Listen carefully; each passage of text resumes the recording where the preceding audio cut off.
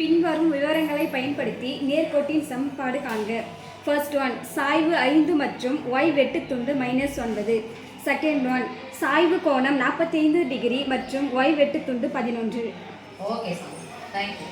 பின்வரும் விவரங்களை பயன்படுத்தி சொல்றாங்க. ஃபர்ஸ்ட் ஒன் கொடுத்துருக்காங்க சாமி, சாய்வு 5. சாய்வு 5 மற்றும் y வெட்டு துண்டுனா கொடுத்துறாங்கப்பா -. செகண்ட் ஒன் பாருங்க, சாய்வு கோணம். சாய்வு கோணம் 45 டிகிரி. அப்புறம்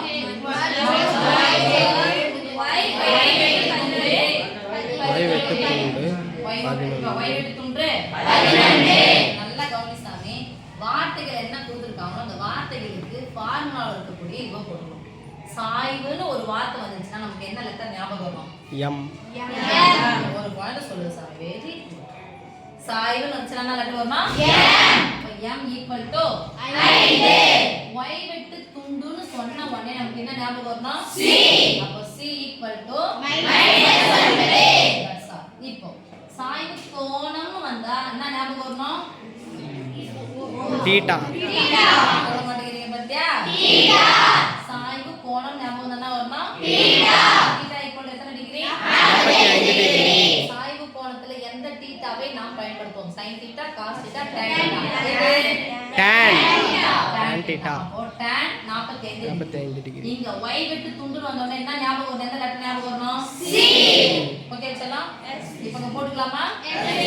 இப்போ m equal to 5. c equal to -9. சமன்பாடுன்னு கேக்குறாங்க. அப்ப சமன்பாடுன்னு வந்துச்சுன்னா இது வரணும் ஈக்குவல் டு. சமன்பாடு எப்பவுமே கிராஃப்ல என்ன ஈக்குவல் டுன்னு வரும்? y equal to. m யும் c யும் அடிப்படையாக வைத்த நேர்கோட்டின் சமன்பாடு என்னன்னா y ஈக்குவல் டு. y என்னன்னா கண்டிப்பா இன்னொரு என்ன இருக்கும்? x. அப்ப என்ன x னா m * x plus பாருங்க சொல்லுங்க பார்க்கலாம். சாய்வையும் y வெட்டு துண்டையும் கொண்ட சமன்பாடு y equal to mx plus c. y equal to mx plus c. y equal to mx plus c. போட்டுக்கலாமா? y ஈக்குவல் டு ரெண்டாவது போடுறதுனால எனக்கு இடம் இல்ல, அதனால அப்படியே வச்சு போட போறேன். m க்கு பதிலா என்ன போட போறோம் சாமி? 5. x என்ன பண்ண போறோம்? சேர்த்துக்க போறோம். 5 * x plus c இருக்கு. அங்க என்ன இருக்கு? -9. plus into minus னா வந்துரும் -9. இதான் அந்த சமன்பாடு. ஓகே சாமி, இதுல இந்த சமன்பாடுனா x வரணும், y வரணும். அதுக்கு அப்புறமா அந்த y வெட்டு துண்டு = 0 ன்னு போடலாம் அப்படினா போட்டுக்கலாம். தாராளமா போட்டுக்கலாம். this implies ரெண்டு இங்கே வைங்க. இது இருந்தா அந்த பக்கம் எடுத்து போங்க. எடுத்து போனா x க்கு பக்கத்துல என்ன வரணும்? y. என்ன x இருக்குங்க? இந்த plus y சமக்குறிக்கு அந்த பக்கம் போனா மைனஸ் y ஆக மாறும். ஏற்கனவே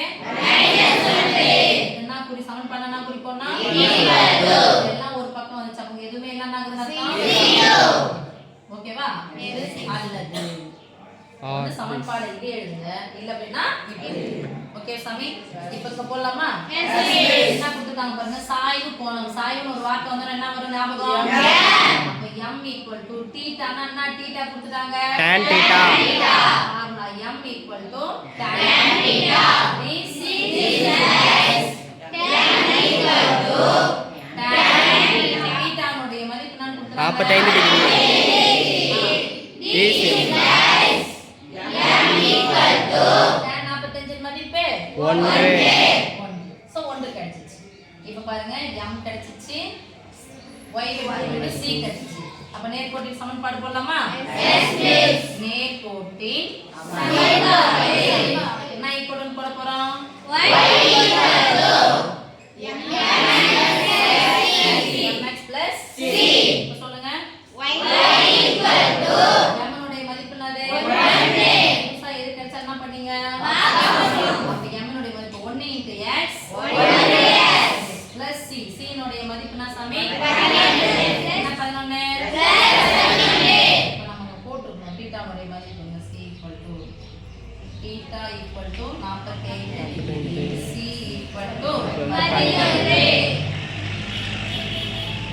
அப்ப எது கொடுத்துருக்காங்கன்றது டக்கு நமக்கு ஞாபகம் வரும். வார்த்தைகளை புடிச்சுக்கிட்டு அதுக்கு நான் வெர்பல் என்னவா போடணும்னா ஈக்குவேஷன் வந்துடும். இப்போ மிஸ் y = எழுதலாமான்னா இப்படி எழுதலாம் அல்லது போட்டுக்கலாமா ஃபர்ஸ்ட் எழுதுறோம் என்ன போடுவோம் சமன்பாடுல + y சமக்குறிக்கு அந்த பக்கம் தனி உறுப்புனா இருக்கு தனி உறுப்பு சொல்றதுனா y வெட்டு துண்டு